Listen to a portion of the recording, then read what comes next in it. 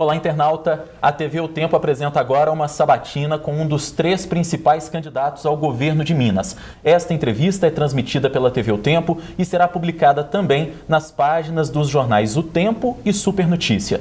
Nosso entrevistado é Tarcísio Delgado, candidato ao governo pelo PSB da coligação Minas Quer Mudança. Participam desta sabatina a editora de política do jornal O Tempo, Carla Crift, a editora de cidades, Marina Schettini, e o secretário adjunto de redação do jornal O Tempo, Murilo Rocha. Raimundo Tarcísio Delgado tem 78 anos. Nasceu no distrito de Torreões, próximo a Juiz de Fora, na Zona da Mata. Advogado, o hoje candidato do PSB ao governo de Minas começou sua trajetória política em 67, quando tornou-se vereador em sua cidade natal pelo MDB.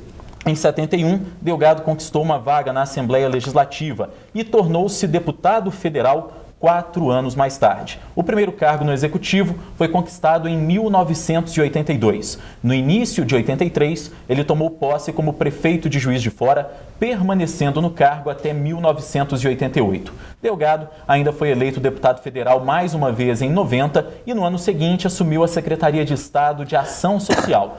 Foi diretor-geral do antigo DNR e em 1996, novamente foi eleito prefeito de Juiz de Fora. Em 2000, conquistou a reeleição. Em 2014, após uma intensa discussão sobre o apoio do PSB ao governo de Minas, Tarcísio Delgado, que havia saído do PMDB após 46 anos de militância, foi escolhido como nome socialista ao Palácio Tiradentes. Candidato, seja bem-vindo aqui à TV O Tempo. A partir de agora, o senhor tem 2 minutos para suas considerações iniciais. Sinto-me muito feliz por estar aqui e agradecendo esse poderoso meio de comunicação por essa oportunidade de nos dirigir aos nossos espectadores, aos leitores, aos ouvintes, para trazer a nossa mensagem, para falar aquilo no que acreditamos. Eu tenho uma característica que talvez seja um pouco diferenciada de outros candidatos. Eu só falo no que acredito. Definitivamente. E é desta forma que eu estou aqui para me submeter aos senhores, para as perguntas, tentar esclarecer na medida do possível e levar a nossa mensagem. A minha mensagem se fixa basicamente num tripé de governo, um tripé que eu já exercitei quando estive no Executivo. É participação popular, é eficiência e é austeridade e rigor. Com eficiência e austeridade, você consegue economia nas obras. Sobra dinheiro. E esse dinheiro que está faltando aí no Estado, que, segundo os governantes, está falido, nós começamos a ter resultados positivos. Porque o dinheiro que sobra da economia e da eficiência vai dar para fazer mais coisa na frente. Já deu quando nós executamos e tivemos cargo executivo numa grande cidade de Minas Gerais. Muito bem, candidato. Nós vamos agora às perguntas dos jornalistas e convidados. Cada pergunta terá duração de até 1 minuto. O candidato tem até 3 minutos para responder. Caso haja dúvida, o jornalista poderá voltar à questão e o candidato vai ter mais 2 minutos para a sua resposta. E nós começamos com a pergunta da editora de política do jornal O Tempo, Carla Crift. Pois não, Carla? Candidato Tarcísio, o PSB teve muita dificuldade para decidir se teria candidatura própria. Depois também teve dificuldade para decidir quem seria o candidato. O nome do senhor nem estava colocado, né, nesse momento de discussão. Mas aí o senhor foi escolhido, inclusive, com o apoio do presidente do partido, que é o seu filho, o deputado Júlio Delgado. Desde 2004 que o senhor não exerce nenhum mandato eletivo. O senhor foi reeleito prefeito de Juiz de Fora e ficou no mandato até 2004. O que aconteceu, de repente, para que o senhor voltasse à cena política com essa disputa para governador? O senhor está atendendo um pedido pessoal do senhor próprio, uma vontade pessoal do seu filho, ou há aí um interesse partidário, uma vez que o senhor também ingressou ao PSB recentemente? Não era meu propósito voltar a ser candidato, número 1. Número 2, eu sou um político que, graças a Deus, tem história. História positiva. Eduardo Campos e Marina conheciam a minha história de antes. E no momento em que o partido se viu em dificuldades, Eduardo Campos entendeu que precisava ter um candidato em Minas. Ele precisava ter um palanque, ele não podia ficar como candidato a presidente da República, ele e Marina, sem ter um palanque aqui. O Eduardo, eu nem podia imaginar, na hipótese de candidatura, mas o Eduardo me chama a Brasília e me faz esse convite, me diz, ele e Marina me disseram que precisavam ter candidato em Minas e que o partido tinha quadros pequenos em Minas e que eles foram ver os quadros do partido e entenderam que o meu perfil era o melhor perfil para carregar essa bandeira no Estado. Eu, apesar de não estar disposto a isso, nem ter ido lá para isso, eu sou de um tipo do homem que não sabe dizer não. Eu sou uma pessoa afirmativa. E eu sou republicano. E eu sou civilizado. E eu sou político com P maiúsculo. Naquela política pura que nós precisamos fazer para poder mudar esse país. Acredito nisso. E achei que era uma boa oportunidade, em sendo candidato, de poder dizer isso que eu estou dizendo aqui agora, para muitas plateias, para muita gente. E falar naquilo que acredito sobre política é uma coisa que me satisfaz, que me traz conforto. É preciso dizer que esse tempo todo, fora da política, eu tenho um blog lá em Juiz de Fora. E o blog, eu repito constantemente artigos, discussão sobre a macropolítica e a macroeconomia. Não discuto problemas locais pequenos, mas sempre venho discutindo problemas de economia e de política no meu blog durante todo o tempo. Não parei de discutir, embora não tivesse mandato nenhum. Tenho meu escritório de advocacia e lá tem meu blog e todo dia eu trabalhava lá um pouco produzindo isso. Então, esta é a oportunidade. Eu fiquei muito feliz com o convite do Eduardo Campos. Ele falou, Tarcísio, assuma essa bandeira, pega essa bandeira. E eu peguei a bandeira porque eu achei que era válido, que era positivo e estou muito feliz na condução desse processo, levando para mineiros muita coisa que eu acho que os mineiros precisavam ouvir e que não ouviriam se eu não fosse candidato. Candidato, o senhor tem falado muito na campanha das suas experiências à frente da Prefeitura de Juiz de Fora e tem usado também isso para mostrar o que o senhor faria pelo Estado. Seria uma transposição dos programas, e essa não é uma proposta simplista diante de um Estado com tantas contradições, de um Estado tão grande territorialmente, do ponto de vista de número de municípios, como é o caso de Minas, não? Ótima pergunta. Eu só perguntaria, não você, mas diante da pergunta, se Estado de Minas vai resolver o seu problema de cima para baixo sem resolver os municípios. O município é um grande exemplo. Se você fez no município, você pode fazer no outro município. Você pode fazer no outro município, pode fazer em todos os municípios. Agora, o que depende é um gerenciamento, é um controle disso, é uma determinação de fazer. Quando eu cheguei em Juiz de Fora, que eu falei que ia fazer o que eu fiz na prefeitura, as pessoas diziam a mesma coisa de hoje. Você ficou doido, isso não é coisa para uma prefeitura grande, não é impossível isso, você não vai fazer. E fizemos, e fomos premiados muitas vezes no Brasil e fora do Brasil, vários prêmios da nossa administração, que foi absolutamente diferente. A minha administração de 83, 88 foi absolutamente revolucionária, é preciso dizer isso, completamente diferente de tudo que havia até então. E com isso nós conseguimos resultados muito positivos. E eu, prefeito de uma cidade do interior de Minas, de Juiz de Fora, fui do Conselho de Administração do CIDEU, Centro Ibero-Americano de Desenvolvimento Estratégico Urbano, com sede em Barcelona. Eu fui do Conselho Administrativo das Mercocidades e o condutor do processo cultural das Mercocidades durante 3 anos. Juiz de Fora foi. Tivemos vários seminários lá sobre cultura por causa disso. Então não tem nenhum problema. Você pode tranquilamente trazer para o Estado isso que nós fizemos lá e trabalhando em cada município. E só teremos um Estado melhor no dia que nós tivermos isso feito nos municípios. Não vai se fazer de cima para baixo, vai se fazer de baixo para cima. Não tem dúvida, eu não tenho dúvida nenhuma contra isso. E é possível fazer, e nós faríamos. É tirar o governo do palácio, abrir as portas, descer no nível da rua e dos campos e visitar as comunidades, fazer um governo, que eu tenho dito, itinerante, em que nós sejamos 10 dias em Montes Claros, 10 dias em Juiz de Fora, 10 dias em Uberlândia, 10 dias em Poços de Caldas, e ali reunir a microrregião com os técnicos todos e debater os problemas da microrregião juntos, ali. Não fazendo propostazinhas pré-eleitorais que vão para o arquivo no dia seguinte da eleição. Não. É dizer que estaremos governando permanentemente em contato com a habitação, com os habitantes, com os moradores de cada região. As características de cada região vai se ver nesse momento do estudo, nesse momento que estiveram lá com os técnicos próprios para isso. Aí que vai se ver qual é a característica de uma região e qual é a característica de outra região. Muito bem, a gente vai agora para a pergunta da editora de cidades do Jornal Tempo, Marina Schettini. Por favor, Marina. Candidato, o senhor tem criticado muito a gestão do governo na área da educação. O que está de errado? Como fazer para consertar isso? E também queria saber do senhor se vai ser possível pagar o piso dos professores.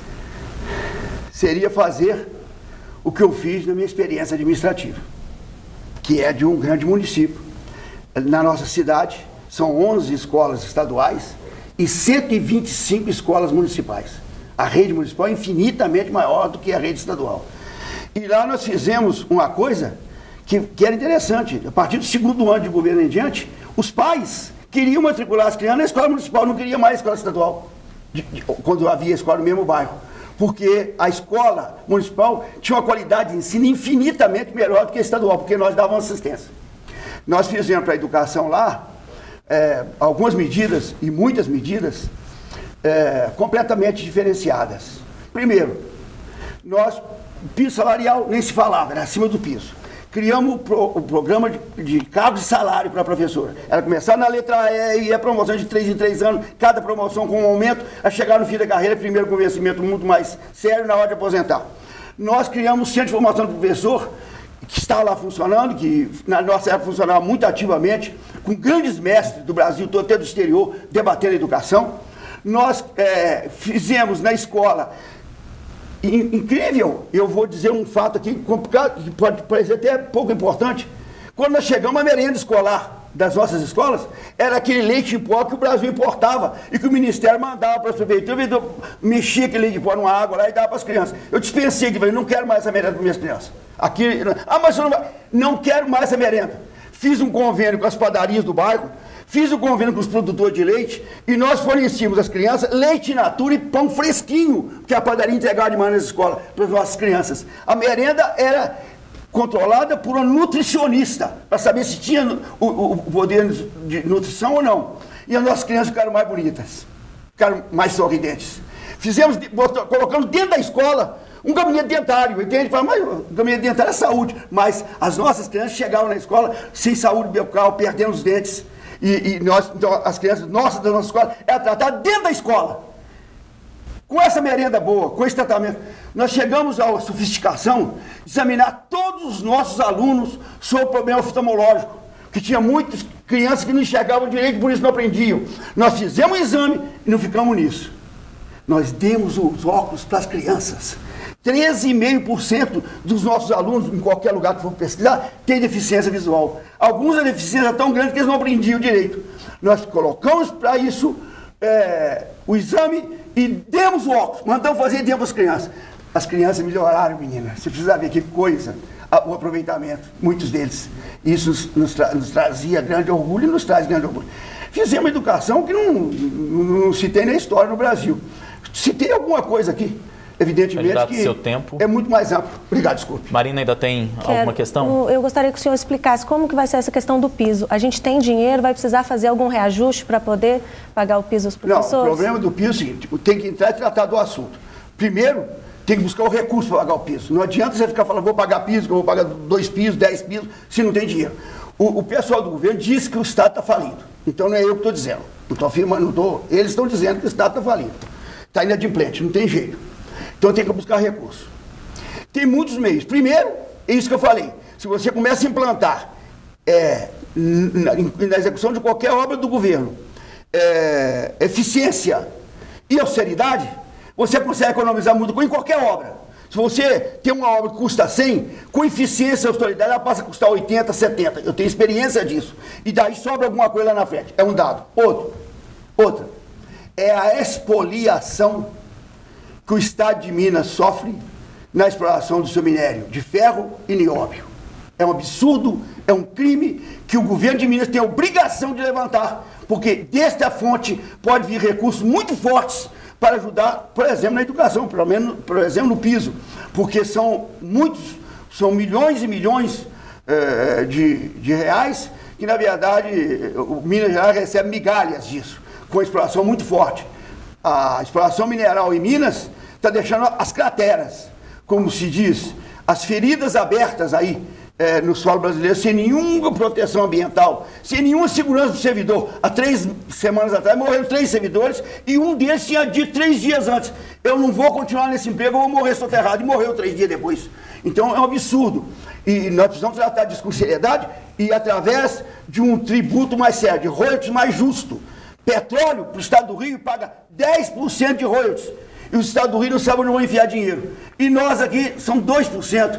No minério. Não pode ser assim. O governo de Minas tem que ter autoridade, respeito, para ir no governo federal e exigir um tratamento diferente para isso. Vai começar a sobrar recursos a partir desse momento. Muito bem, a gente vai agora para a pergunta do Murilo Rocha, que é secretário adjunto de redação aqui do Jornal Tempo. Por favor, Murilo. Candidato, no último domingo, a gente teve o jogo entre Atlético e Cruzeiro no Mineirão e mais uma vez se repetiu o problema da violência nos estádios. E esse problema ocorre dentro de um contexto onde que o Estado não garante a questão da divisão igualitária das torcidas. Ocorre como 90% para um clube e 10% para outro clube de ingresso. Mesmo assim, os problemas de segurança e de violência se repetem. Então, eu queria saber, tanto a Polícia Militar quanto a concessionária privada que administra o estádio se isentam de responsabilidade. Então, eu queria saber do senhor, a posição do senhor sobre 2 fatos. O senhor é a favor da volta dos jogos com as 2 torcidas na mesma proporção? E também como resolver esse problema da segurança. É de quem a responsabilidade? É da PM ou é da concessionária privada? Eu penso que esse problema pode ser resolvido, ou pelo menos encaminhado para a solução. Não vai ser resolvido da noite por dia, nada. Ainda mais uma matéria dessa.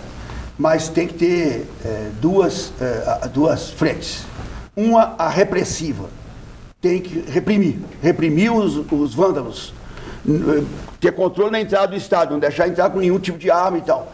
Hoje eu estava vendo agora de manhã, alguém diz: mas se o sujeito entra com uma bomba dentro da meia, busca, não pode entrar, não pode acontecer. A parte repressiva. E a outra parte repressiva está muito longe do campo de futebol, muito longe. Está lá na educação dessa juventude, que é abandonada, que vai para briga, que quer confusão, de graça, sem ter razão, ninguém sabe por que eles brigam. Na verdade, brigam entre eles, a mesma torcida, um negócio paradoxal, difícil de entender. A mesma torcida. Então não adianta. Acho que misturar as torcidas não faz mal nenhum. Pelo contrário, seria até melhor que ficassem misturados mesmo. Porque aí tem um grupinho de um grupinho de outro, não se reúne todos num lugar só. Acho que seria a melhor medida. Eu caminharia para essa medida de não ter separação de torcida.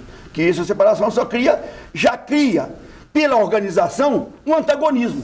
Se eu separo para ali um, para aqui outro, é porque eu já estou dizendo que vai ter confusão. Não é quem organiza que tem que dizer isso. Eu acho que juntos evitaria mais. Mas para evitar mesmo, é preciso que esses vândalos que estão praticando esse tipo de ação, antes estivessem na escola, numa escola boa, como nós fizemos quando fizemos executivo, numa escola em que fossem educados, que fossem preparados para não cometer esse tipo de vandalismo, quer seja nos estados, quer seja em qualquer lugar da cidade.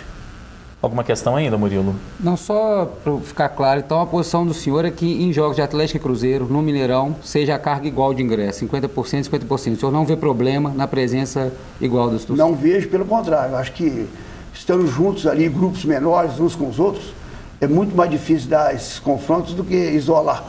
Quando isola, eu estou dizendo, quem organiza é que já está estimando violência, já está prevendo violência. Isola por quê? Porque, vai, não, deixa, ali teve vigilância, ter mais policiamento, tomar conta, etc. É preciso ser mais intenso isso.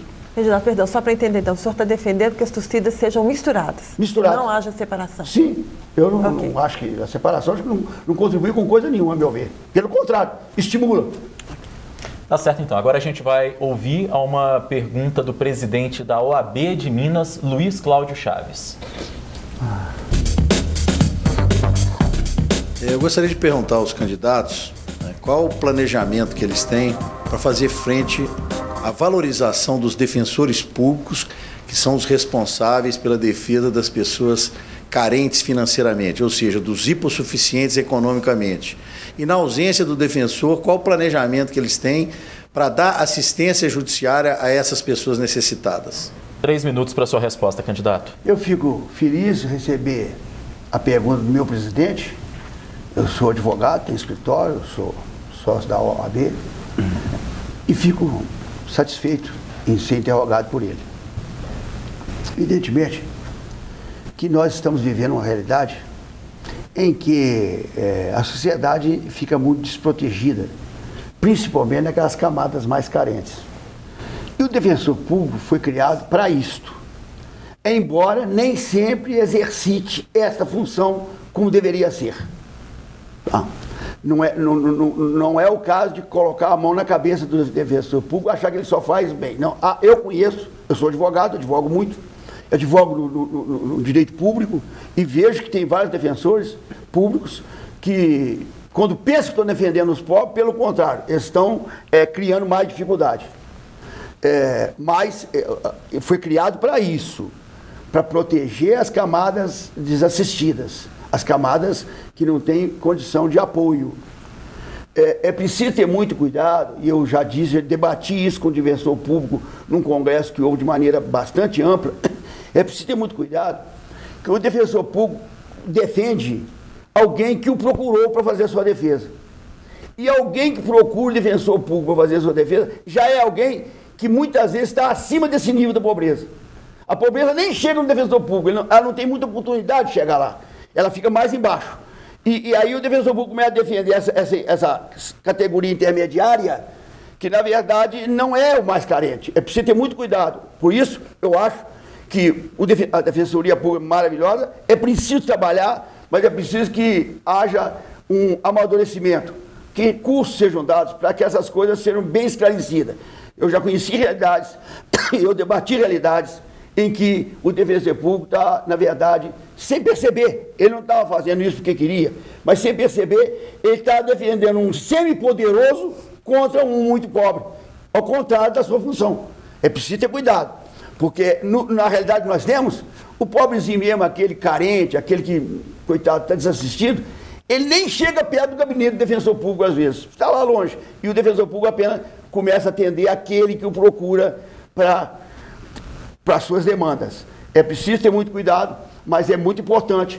Eu concordo com o meu presidente que nós precisamos, primeiro, equalizar a função do defensor público e fazê-lo atuar em grupo pelos mais carentes. Agora, candidato, como fazer isso num cenário em que o Estado já gasta muito com o pessoal? Como universalizar esse acesso, levar o defensor público às pequenas cidades, considerando as limitações financeiras que são reais que o Estado tem? Inclusive garantir os salários do defensor público, que eu acho que era um pouco da pergunta do Dr. Luiz. Sim, isso é o problema. Nós já discutimos com referência à saúde. Se você for para qualquer área, é complicado. Você está falando do defensor público com toda razão. Mas e o policiamento? E o contingente da Polícia Militar, que tem que aumentar muito, porque está muito deficiente em Minas. O número é muito deficiente. Você tem que fazer o trabalho preventivo, já falei, educativo, mas tem que fazer o repressivo. Você não pode deixar o crime acontecer e ficar assistindo. Mas como fazer, candidato? Como fazer é buscar recursos. Já disse que alguns recursos. Quando eu respondo para cá, eu respondo para cá. Economia, eficiência e, fundamentalmente, austeridade, rigor. Eu fiz isso no Executivo. E posso dizer que se fiz isso num montante relativamente pequeno, que é um orçamento municipal, imagine fazer isso num montante grande, que é o orçamento estadual.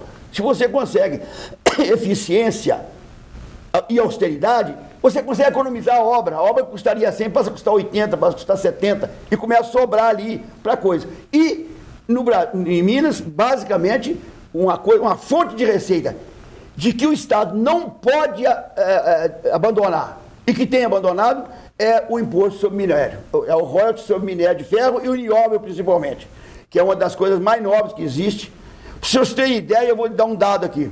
Enquanto os municípios do estado do Rio receberam 25 bilhões e 800 milhões de royalties em 2012, para pegar um ano como referência, pode ser qualquer ano, a disparidade é a mesma. Olha bem, 25 bilhões e 800 milhões de reais em 2002. Sabe quanto os municípios de Minas receberam do nióbio? 1 bilhão e 500. 25 por 1. Lá 25, aqui 1. Olha a diferença que isso dá se a gente tiver uma tributação justa para esta operação, para esta atividade, que é altamente rentável, que traz... Seu tempo, candidato. Desculpe, depois na pergunta seguinte eu completo. A gente vai para a segunda pergunta agora de Marina Schettini. Candidato, qual que é a proposta do senhor para conter o avanço do uso do crack? Principalmente nas cidades de médio porte como Juiz de Fora, por exemplo. Especialistas têm dito que esse vai ser um dos principais problemas do Estado no futuro próximo. É tal coisa. Você faz a pergunta muito bem elaborada, eu tenho que responder. Eu não tenho como não responder com o exemplo que eu tive. Não tem como. Porque eu combati o crack, levei o menino para aprendizagem de profissional e o menino está lá hoje. Alguns deles são donos de empresas pequenas, são empregados trabalhando, que nós tiramos da rua, viciados. Eu vou contar aqui a história que eu tenho contado sempre, que essa é muito exemplificativa. Nós estávamos começando a tocar com os meninos de rua em Juiz de Fora, para retirá-lo da rua e levá-lo para a casa do pequeno jardineiro, que foi até uma sugestão do cartunista Giraldo, que me deu. O Giraldo teve lá e falou, faz uma casa, arruma um sítio aí e ensina esses meninos de jardinagem. Jardinagem hoje é um campo aberto. Hoje, nós temos mais de 100 meninos que nós tiramos da rua, que hoje são adultos, pais de família, empregados nas empresas de Juiz de Fora, na jardinagem. Fora disso, nós temos uma grande quantidade que foram meninos naquela época, que hoje estão em Juiz de Fora, pai de família. Agora, semana passada, nós fomos inaugurar o meu birô em Juiz de Fora, 2 semanas. No meio, quando nós estávamos inaugurando, cheio a sala, 3 ou 4 levantaram o braço lá. Ô, doutor Tarcísio, eu fui menino de rua. O outro, ô, doutor Tarcísio, eu fui menino de rua. Porque nós levamos para eles aprenderem a profissão. Quando nós estávamos começando a abordar o menino de rua, contar essa história que é muito significativa, uma dupla de policiais pediram audiência ao prefeito e foram lá. Doutor Tarcísio, eu quero dizer para o senhor que o Marquinhos, os senhores abordaram ele ontem e tal, e esse menino é muito perigoso. Ele tem 14 anos, mas já é chefe de gangue e é perigoso demais. A nossa obrigação é advertir o senhor pelo risco que o senhor está passando. Falei, então tá bom. Mas mandei buscar o Marquinhos no dia seguinte, a minha pessoa que está cuidando. Chegou na minha frente, nem conversava direito, respondia mal criado, papá. Eu fui explicando e tal. No fim da audiência, entreguei a ele uma carteirinha, com o retrato dele de um lado e o meu retrato do outro. Falei, Marquinhos, a partir de hoje, tudo que você fizer de besteira, eu estou fazendo também, tá? Então você cuidado, porque agora não é só você não. Essa identidade sua e tal. Foi embora. Vamos resumir a história.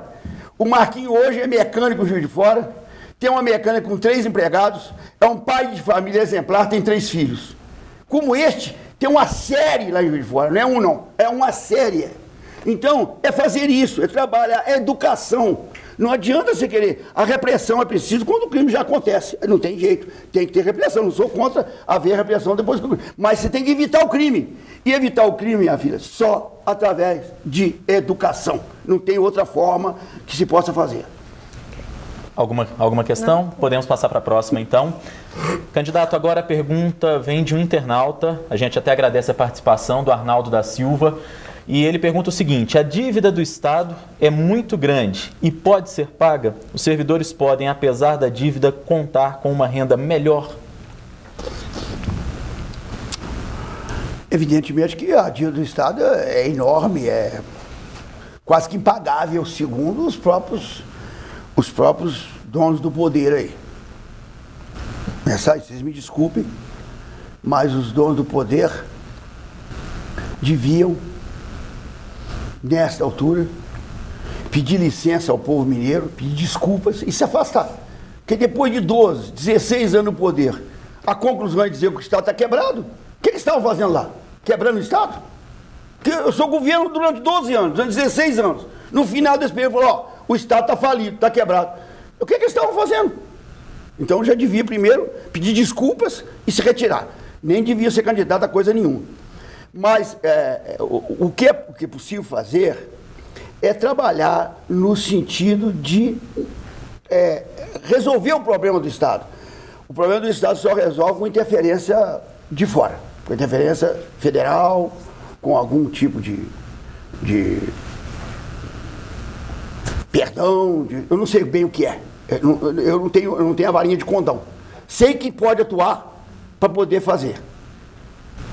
quando eu fui prefeito, eu recebi a prefeitura com a dívida de alguns milhões de reais na época, que a prefeitura tinha investido na implantação de uma empresa de automóvel lá. Completamente impagável pela prefeitura. Eu parti para aqui, fui no governador, ponderei ao governador a situação, que o município estava inviabilizado e não podia acontecer isso, que ia causar muitos prejuízos, e o governo do estado assumiu a dívida da prefeitura, e aí a prefeitura começou a viver com dignidade. Então é mais ou menos a mesma coisa, chega lá e fala, ó, é impagável, vocês querem inviabilizar um estado como o estado de Minas Gerais? Não pode. Agora tem que ter autoridade para fazer isso. A autoridade que Minas já teve muito na história e que ultimamente não tem tido nada. Pelo contrário, desculpem, mas o senador de Minas, candidato a presidente agora, vai no Congresso Nacional e na hora de votar a distribuição do royalties de petróleo, votou a favor do estado do Rio e contra Minas Gerais. Todo mundo sabe disso no ano passado. Votou a favor do estado do Rio e contra Minas Gerais. Assim, não vai chegar a lugar nenhum mesmo, não. Mas se nós tivermos, primeiro, autoridade que não é da gente, é que Minas nos coloca nas costas. Minas tem um peso muito grande no Conselho da Federação. Enorme o prestígio de Minas. É só usar esse prestígio com autoridade, com determinação, com vontade, as coisas se encaminham para a solução. Candidato, para reorganizar as finanças do Estado, então seria necessário, no primeiro momento, segurar aumento para servidor público? Já que o Estado está quebrado, conforme o senhor disse? Evidentemente que você não pode chegar lá e dar aumento no dia seguinte. Tem uns prometendo aí, mas são mentirosos. Não vão fazer isso, porque vão dar aumento sem poder pagar. De que jeito? Primeiro tem que viabilizar essa parte financeira, que é possível viabilizar. Isso que é importante dizer. Porque, não vai. É possível viabilizar, num prazo relativamente curto. Não vou contar a história que já aconteceu comigo também, porque é muita história demais. Mas é verdadeira. Quando eu peguei a prefeitura, eu fui em Brasília para saber como é que eu ia pagar a dívida. E me aconselharam mandar, naquela época, a prefeitura tinha 9 mil empregados, e me aconselharam mandar 2.700 embora. Eu falei, se for mandar 2.700 funcionários da prefeitura embora, eu saio antes, eu renuncio. Porque eu vou ser prefeito para quê? Não vou mandar nenhum embora. Não mandei, e 1 ano e meio depois, o Juiz de Fora tinha as suas finanças absolutamente saneadas, pagando tudo em dia, concedendo os aumentos necessários, pagando piso ao professor e outras coisas mais. Então é possível fazer, desde que se tenha autoridade e vontade de fazer. E seriedade, que as pessoas percebam que você está tratando daquilo com absoluta seriedade. Carla Crift, nova pergunta. Candidato, no início desse processo eleitoral, o senhor estava pontuando com cerca de 3% das intenções de voto, inclusive na pesquisa Data Tempo, né? E hoje, o senhor está por volta de 4%, mais ou menos. Na verdade, o senhor cresceu menos do que a margem de erro. Eu queria que o senhor fizesse uma avaliação do porquê esse baixo crescimento, e eu gostaria de saber se, na avaliação do senhor, a candidata a presidente Marina Silva não tem ajudado a campanha do senhor, apesar de já ter vindo aqui ao Estado algumas vezes. Ou a expectativa do senhor era desse patamar mesmo? Não, obviamente, você entra numa campanha, não tinha nenhuma ilusão de chegar para disputar o governo lá na cabeça e tal, mas é óbvio que eu esperava um resultado melhor, que eu acho que vai acontecer no final. Ainda estou achando que vai acontecer. Há uma dificuldade muito grande nesta área, porque você não tem muito como mexer com pesquisa. Olhe bem, publicaram as pesquisas em 3%, agora a 4%. E diz que a margem, vocês dizem que é 2%, a outra empresa diz que é 3%. Se for 2, eu posso ter 6, eu posso ter 2. Se for 3, eu posso ter 7, eu posso ter 3. Uma margem de erro, para quem está na base, com um percentual pequeno, é muito fundamental. Sim. Se eu hoje estou com 7, já estou no caminho do que a gente pretende avançar. Então é isso. Dentro da própria pesquisa publicada, e segundo as informações, elas podem, essa percentagem pode estar na margem de erro aí, com uma diferença bastante grande. Eu pretendo ainda ter um resultado muito mais positivo. Na verdade, para valer, eu comecei a campanha a semana passada, não tinha material nenhum de campanha, nem material impresso eu não tinha, muito pouco, quase nada. Eu não tenho um painel nas ruas, aqui de Belo Horizonte, não tem, no interior tem em alguns lugares. Então é isso. nós temos que continuar caminhando. A campanha começou agora, 20 dias da eleição. Nós teremos 15 dias para intensificar, estamos intensificando e vai dar resultado. Eu fico muito feliz, porque os que me conhecem votam em mim. Em Juiz de Fora, eu estou ganhando com uma vantagem bastante grande de todos os outros. E quanto à participação da Marina Silva? Não, a Marina tem nos ajudado no mais que pode, dando apoio, esteve comigo, me trata com muito carinho. Eu até digo carinho mais do que outra coisa, porque ela me trata de uma maneira... Quando eu fui conversar com ela agora, 3 semanas atrás, e falar com ela dos nossos problemas, com as dificuldades todas que nós temos, eu comecei a conversar com ela e falei, Marina, você me desculpa, você é um pouco inconveniente, mas eu quero te dizer... Ela falou assim, Tarcísio, você para mim nunca é inconveniente, eu conheço a sua história. Pelo contrário, você é muito bem-vindo sempre. Quer dizer, foi uma maneira gentil, cordial, amiga de falar. E está ajudando na medida possível. Ela já esteve aqui em Minas, já como vice 2 vezes, depois agora como candidata mais uma, agora outra, essa semana. E nós vamos, então, desenvolver isso, dizendo o que nós temos dito sempre. Ah, meu Deus, como seria bom para Minas ter um candidato a governador afinado com a presidente da República. Minas está andando para trás há vários anos, porque aqui é um partido. O partido antagônico, forte no governo federal. Fica brigando com o outro, é um tete a tete. Parece briga de galo. Vai até se matar. E Minas, qual é a grande obra que tem em Minas hoje? Não tem nada. Minas está andando para trás. Porque essa briguinha, não, ele é que é culpado, não, ele é que é culpado, não, ele é que é culpado, não, ele é que é culpado. E fica assim, não faz nada. Como seria bom para Minas ter alguém que governasse em harmonia com o governo federal, juntos, querendo contribuir, em que o governo federal tivesse vontade de contribuir aqui, participasse. O governo federal está lá, faz coisa ou não faz coisa, mas fez coisa no Brasil inteiro bastante. Aí vai o senador de Minas, que é adversário, para o Senado, e faz uma oposição sistemática ao governo federal. O que ele quer? Ele quer que o governo federal continue beneficiando Minas? É uma coisa de relações humanas, mais do que governo. Você tem uma relação mais íntima, mais fraterna, mais amiga com alguém e não tem com outros. Murilo Rocha, sua pergunta.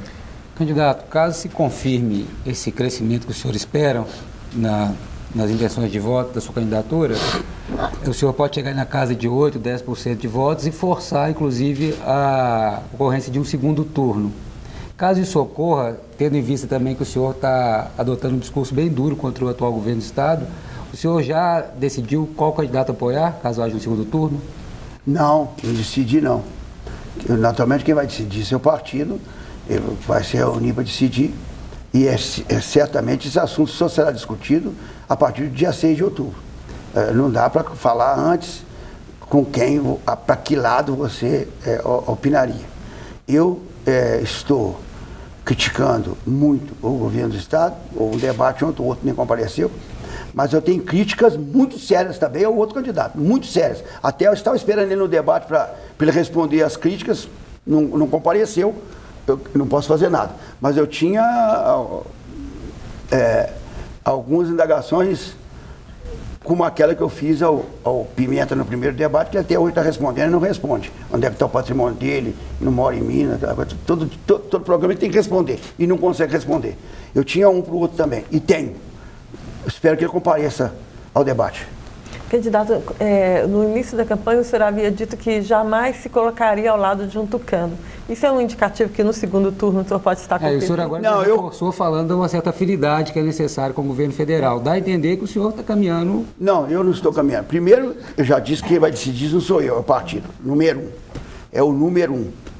Segundo, que em termos de simpatia, nós precisamos ter cuidado, porque a mesma falta de simpatia que eu tenho com o governo estadual, eu tenho com o candidato do governo federal. Eu não tenho nenhuma simpatia por ambos. A decisão política não caminha só por simpatias, pessoais ou não. Então, o partido vai se reunir para discutir isso, para decidir qual é a posição. Não, evidentemente que não vai decidir em termos de você ter uma simpatia ou não ter. Eu quero dizer que, aos atuais candidatos, eu não tenho nenhuma simpatia pessoal. Pelo contrário, amizade pessoal eu tinha historicamente, e tenho, não posso dizer que não tenho, com Pimenta, que foi meu colega, é uma pessoa até que eu admiro, mas não tem nada a ver com os malfeitos políticos que têm acontecido por aí. Muito bem, candidato, o senhor tem agora 2 minutos para suas considerações finais nessa sabatina. Que bom, foi uma sabatina muito boa, principalmente pelas perguntas que vocês fizeram. O entrevistado sempre depende muito do entrevistador. Se não tem um entrevistador bom, o entrevistado não consegue desenvolver. Vocês conseguiram fazer perguntas não capciosas, mas reais, em cima de problemas que existem, e parabéns para vocês, então. Eu estou, nesta campanha, realizando muito bem a minha vida. Eu estou muito feliz. Eu estou falando para plateias que eu não falaria nunca, coisas que eu acho que precisam ser faladas. Que eu falo através do meu blog, mas o alcance é pequeno, e aqui, através dos meios de comunicação todos, vocês aqui, você acaba passando mensagens muito importantes. Eu sou candidato para fazer diferente. Não fosse para fazer diferente, eu não aceitaria candidatura de forma nenhuma.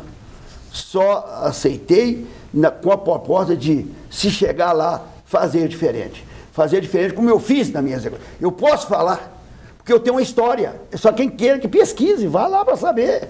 Vai para Juiz de Fora para saber. É uma cidade grande de Minas. Então, essa a nossa proposta. Agradeço muito a vocês, ao telespectador, ao ouvinte, ao escritor, ao leitor, por essa oportunidade. Quer dizer que vou continuar falando naquilo que acredito. E somente naquilo que acredito. Se for falar uma coisa que eu não acredito, amanhã, para ganhar a eleição, eu não falo.